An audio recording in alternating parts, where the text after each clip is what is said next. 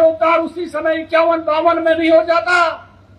करतारपुर साहिब का कॉरिडोर क्या चाहते नेहरू जी तो क्या भारत में नहीं होता?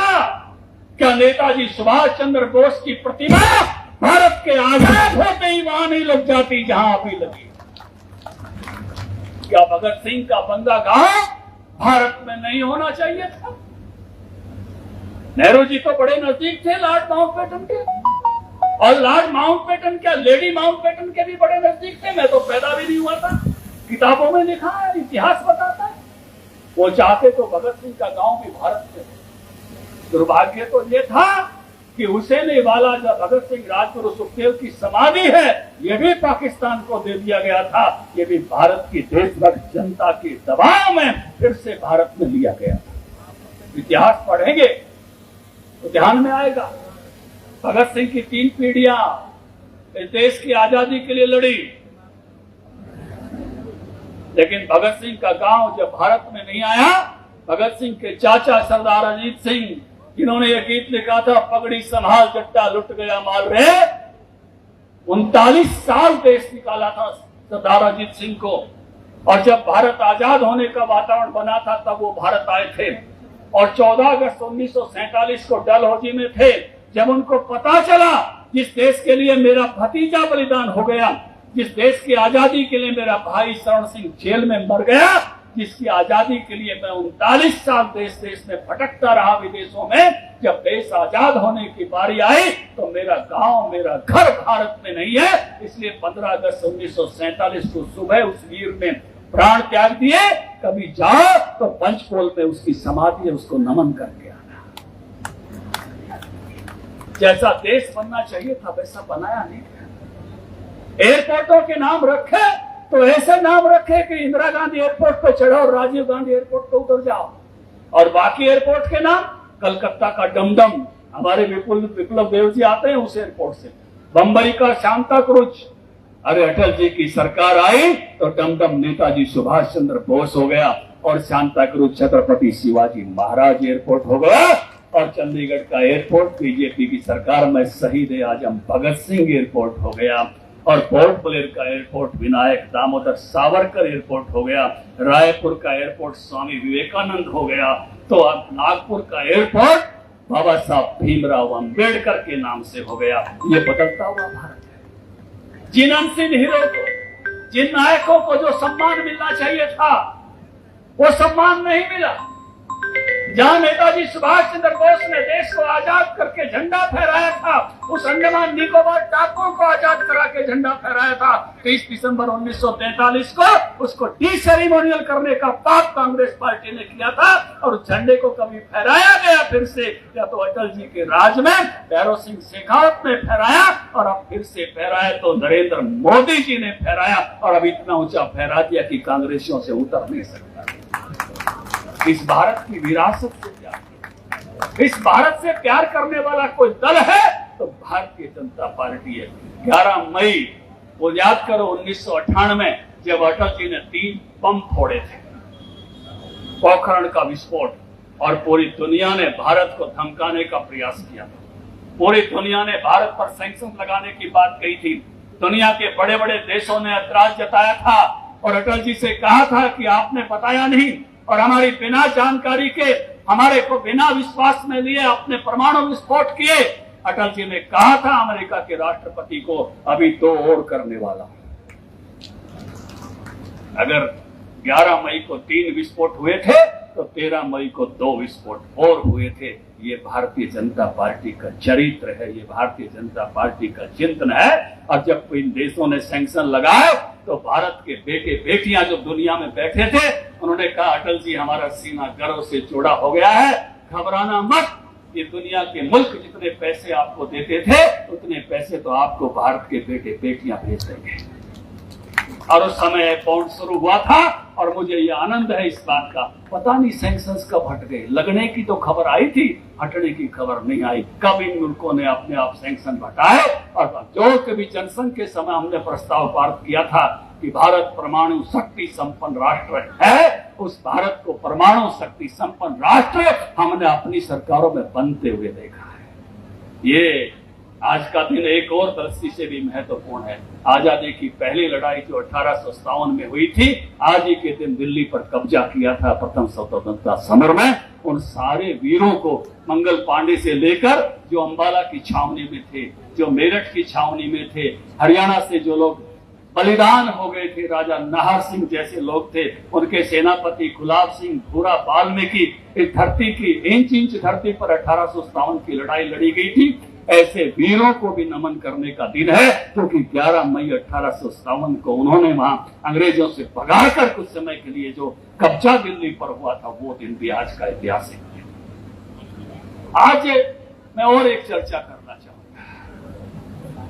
चैलेंजेस हमेशा रहते हैं और चैलेंजेस को समझना और चैलेंजेस से निपटना युवा पीढ़ी की जिम्मेवारी होती है, क्योंकि युवा पीढ़ी निश्चल देशभक्ति के साथ काम करती है। इसलिए राहुल राणा चर्चा कर रहे थे कि कभी अंडमान की उस जेल में जाकर, अभी हमारे प्रभारी जी भी जाकर आए, वहां की पवित्र मिट्टी, सेलुलर की मिट्टी लेते हुए, इनका पवित्र वो जो मिट्टी लेते हुए का ट्वीट पूरे देश ने देखा।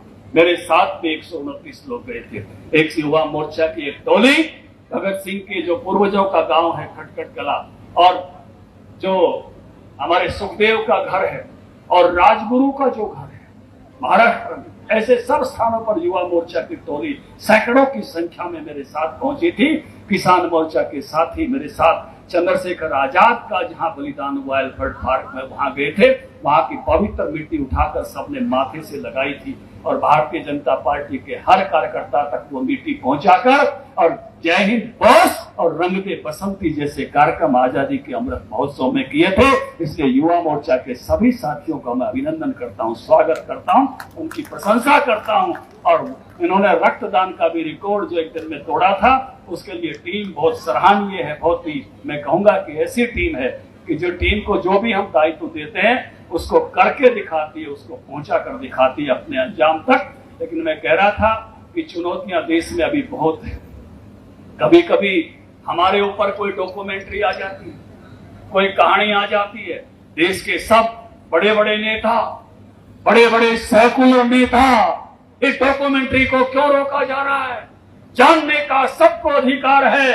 बड़े बड़े बयानवीर आ जाते हैं, टेलीविजन पर, अखबारों में बड़ी बहस होती है। अब केरल फाइल्स फिल्म आई है और अपने अपने फिल्म में दुबक गए वो सेकुलर बनकर जो लोग ऐसी बातें करते हैं और उस फिल्म पर बैन लगा रहे हैं। अब कहां गई उनकी हिम्मत वो सत्य दिखाने की, जो सत्य केरल में घटित हो रहा है। हजारों बहनों को जो ले जाकर ISIS का आतंकवादी बनाया जा रहा है, ये सत्य प्रस्तुत करने की हिम्मत की है। आज उस एक्टर सदा शर्मा का भी जन्मदिन है 11 मई, जो इसमें मुख्य कलाकार है। मैं कहूंगा कि हर युवा को जाकर वो फिल्म देखनी चाहिए और उन युवतियों को, अपनी बहनों को जरूर दिखानी चाहिए कि किस प्रकार के षड्यंत्र के साथ ये घटनाक्रम घटित किया जाता है और आतंक से किस प्रकार से जोड़ा जा रहा है देश के कुछ प्रदेशों में। और जो इस प्रकार से रोकते हैं, चाहे बंगाल के मुख्यमंत्रियों, चाहे तमिलनाडु के मुख्यमंत्रियों, चाहे कहीं के भी हो, वो सत्य देखना नहीं चाहते और दिखाना नहीं चाहते युवा पीढ़ी को, सत्य को छुपा रहे हैं। लेकिन युवा मोर्चा को मैं निवेदन करता हूं कि हरियाणा के बच्चे बच्चे तक वो फिल्म पहुंच जानी चाहिए, जिससे सत्य पहुंचे कि किस प्रकार का घटनाक्रम देश के कुछ हिस्सों में हो रहा है और जिससे आंख मूंदी जा रही है।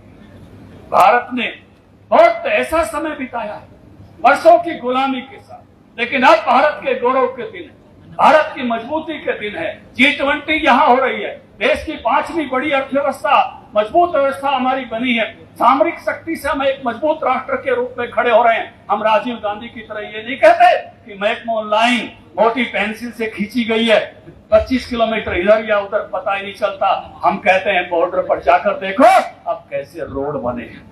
मेरे नायब सैनी जी को पता है, पवन सैनी और मोहनलाल जी को पता है। जब मेरी शादी की 25वीं वर्षगांठ थी 2016 में, मैं अपनी धर्मपत्नी के साथ बोल्डर रोड पर गया था और ऐसी खराब सड़क थी कि 5 दिन हमने एक दूसरे का हाथ ही नहीं छोड़ा, डर के मारे। और फिर 30वीं वर्षगांठ बनाने कैलाशो जी फिर गया और इतनी बढ़िया सड़क मोदी जी ने बना दी। बेसिक सांगवान साहब जाके देखे ना, हरिपाल जी का 5 घंटे भी हाथ पकड़ने का मौका नहीं मिला। जाइए कभी, रोहतांग से जाइए, चाइना बॉर्डर के साथ साथ पीओ से वापिस आइए। आप भी जा सकते हैं सुभाष सुधा, तो सड़क बड़ी गजब की बड़ी हुई है। आप भी जा सकते हैं, इतना प्यारा रोड है। इधर से जाएंगे उधर से आएंगे, या उधर से जाएंगे इधर से आएंगे। ताबो जाइए, धनखड़ मोनेस्ट्री जाइए, जो है काजा जाइए, कल्पा जाइए, और उस सड़क का आनंद ले लीजिए। वर्षों तक कांग्रेस पार्टी ने इसलिए इंफ्रास्ट्रक्चर नहीं बनाया बॉर्डर के साथ कि चाइना नाराज हो जाएगा। इसलिए वहां पुल मत बनाइए, वहां सड़क मत बनाइए, वहां हवाई पट्टी मत बनाइए, वहां एयरपोर्ट मत बनाइए। वो नीति अब भारतीय जनता पार्टी सरकार की नहीं है। भारतीय जनता पार्टी की सरकार की नीति है कि हम अपने राष्ट्र को किसी भी कीमत पर मजबूत करते चलेंगे, मजबूत करते चलेंगे, मजबूत करते चलेंगे, चाहे कोई नाराज हो। किसी की नाराजगी को, भारत को महान राष्ट्र बनाने में किसी की नाराजगी की हमको परवाह नहीं है। मैं आभारी हूं इस प्रधानमंत्री का, ऐसा देश बनाने का काम किया। अंत में खड़े हुए व्यक्ति तक गैस पहुंचे, सभा में हमें आवाज लगाने का मौका दिया। कोई माई बताए इसके घर में गैस नहीं, कोई बताए जिसको 2 वैक्सीन नहीं लगे हो, कोई बताए जिसके घर में नल से जल नहीं जाता हो। ये अवसर देना कमाल की बात है साहब। कौन हिम्मत थी जो इस देश में आवाज लगाकर पूछ सके कि कोई एक बताए। यहां तो ऐसा माहौल था कि एमपी की चिट्ठी से टेलीफोन मिलते थे, एमपी की चिट्ठी से गैस मिला करती थी। कुछ चीजें कुछ वीआईपी लोगों के लिए थी। ट्रेन में जो चढ़ गया सो चढ़ गया, जो रह गया सो रह गया।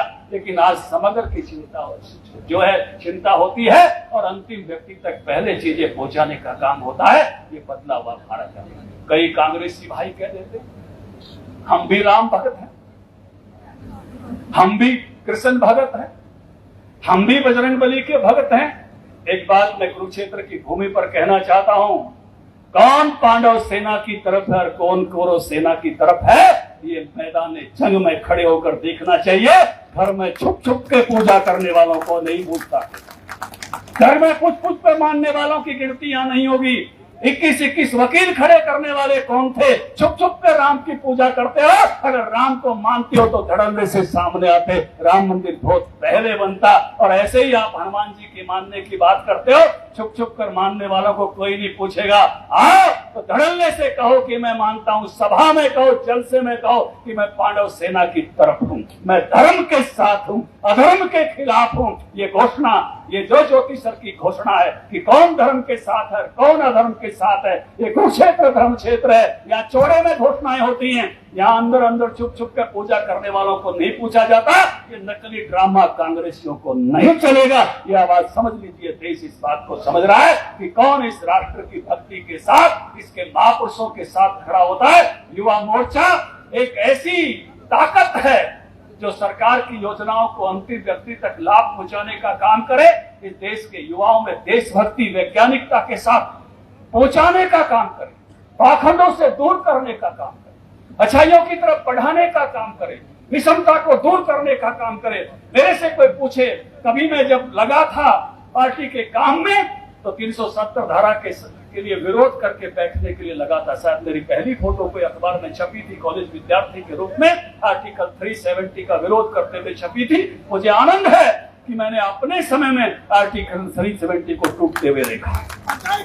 कभी गए थे कश्मीर मार्च को, शायद पवन जी मेरे साथ थे उस समय 1990 में 11,000 छात्र छात्राओं के साथ। और हमने अपने सामने उस 10,000 11,000 छात्र छात्राओं के मार्च के बाद जब इस धारा को टूटते हुए देखा, नायब जी को तो मौका मिला बटन दबाने का। ये हमसे भी ज्यादा भाग्यशाली है कि धारा 370 टूटने वाला। तो ये हमने अपने सामने देखा। कभी गए थे रामलला हम आएंगे और मंदिर वहीं बनाएंगे, याची देही याची डोला मराठी में कहते हैं। इन्हीं आंखों से, इसी शरीर से जिस राम मंदिर के लिए शिला पुजवाई थी, जिस राम मंदिर के लिए शिला सिर पर रखकर गाड़ियों में रखी थी, घर घर से मांगा था 1.25 रुपया दे दे मैया रामलला के नाम का। अब 2024 में उसी रामलला का भव्य उद्घाटन होते हुए अपनी आंखों से और अपने शरीर से देखेंगे। ये बदलता हुआ भारत है। जिन चीजों के लिए आदमी युवा अवस्था में कोई संकल्प लेके चलता है, कोई जज्बा लेके चलता है और अपनी जवानी में उनको पूरा होता हुआ देखता है, मुझे लगता है कि इससे सौभाग्यशाली कोई बात हो नहीं सकती। कुछ सपने अभी और अधूरे हैं। अभी कॉमन सिविल कोड सपना है, हमारा व्यक्तिगत सपना है, देश के बहुत सारे युवाओं का सपना है। और भाजपा भारतीय जनता पार्टी के भी विचारों में से एक है। अनेक राज्य सरकारों ने कॉमन सिविल कोड की तरफ आगे बढ़ रही हैं और बहुत से ऐसे सपने हैं। छोटे छोटे दफ्तरों में हमने बड़े बड़े सपने देखे थे। आज युवा मोर्चा का कार्यालय बना है, इस दफ्तर में भी बैठकर अमृत काल के भारत के सपने देखना और अपनी ही उम्र में उनको साकार होते हुए देखना। केवल